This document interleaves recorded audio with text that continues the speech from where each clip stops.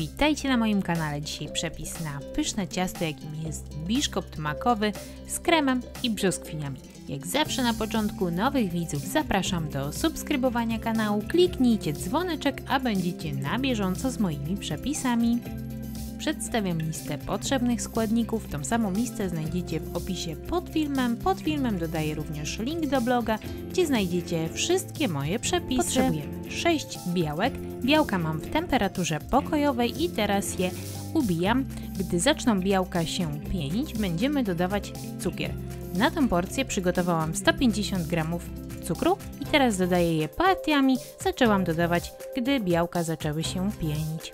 Dodaję tak mniej więcej łyżka po łyżce, czekam około 20 sekund i dopiero dodaję kolejną partię cukru. Dzięki temu cukier zdąży rozpuścić nam się w białkach. I tak postępujemy do momentu, aż cały cukier dodamy do białek. Następnie dodajemy 6 żółtek, również dodaję partiami. Tutaj już zwolniłam mikser, żeby tak szybko nie miksował i również dodaję partiami, tak żeby składniki się połączyły. Krótko miksuję i dopiero dodaję kolejną żółtkę. Następnie dodaję suche składniki, 150 g mąki, 150 g maku mielonego oraz 1 łyżeczkę proszku do pieczenia taką skórką. Teraz nic nie miksuję już, dodaję partiami suche składniki, delikatnie wszystko mieszam za pomocą szpatułki, żeby składniki się połączyły. Najlepiej dodać sobie to w kilku partiach.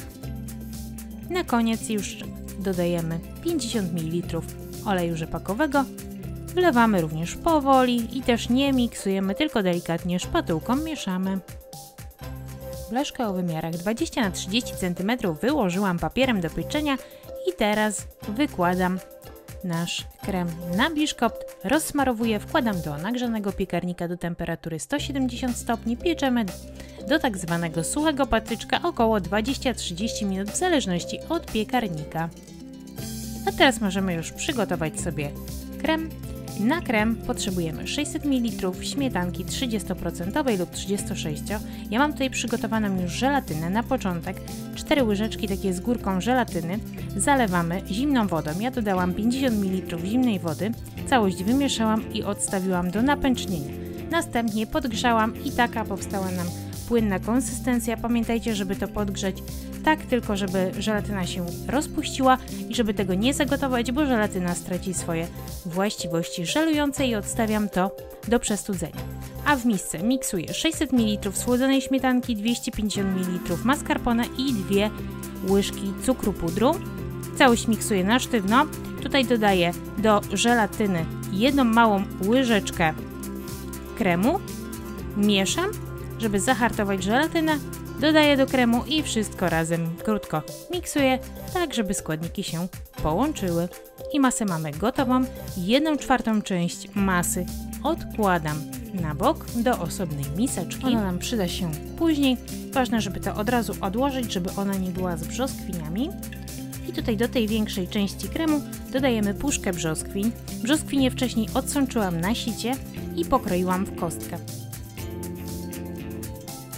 I tutaj za pomocą szpatułki krótko mieszamy. Biszkopt przekroiłam na pół. Tym syropem z brzoskwiń z puszki nasączamy biszkopt. Ilość według uznania. Następnie krem z brzoskwiniami wykładamy na biszkopt i rozsmarowujemy. Przykrywamy drugim blatem biszkoptu makowego.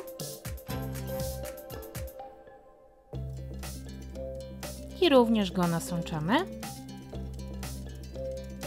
Wykładamy ten krem, który odłożyliśmy, tą 1/4 części bez brzoskwiń i również rozsmarowujemy. Na koniec jeszcze przygotowujemy sobie dowolną posypkę. Ja przygotowałam taką mieszankę o wadze około 100 g. Mam tutaj posiekane drobno orzechy, wiórki kokosowe i startą na tarce czekoladę. Więc tak naprawdę to, co akurat macie, czy czekoladę, na przykład startą na tarce, można również dodać, żeby ładnie się prezentowało. Kto na co ma ochotę, dekorujemy ciasto, chłodzimy w lodówce najlepiej przez całą noc i pyszne, proste w przygotowaniu ciasto mamy gotowe, pięknie się prezentuje, bardzo dobrze smakuje, także przygotujcie, skomentujcie, oczywiście oglądajcie kolejne moje materiały, a ten i inne przepisy znajdziecie na blogu. Link podaję zawsze pod filmem. Dziękuję, pozdrawiam.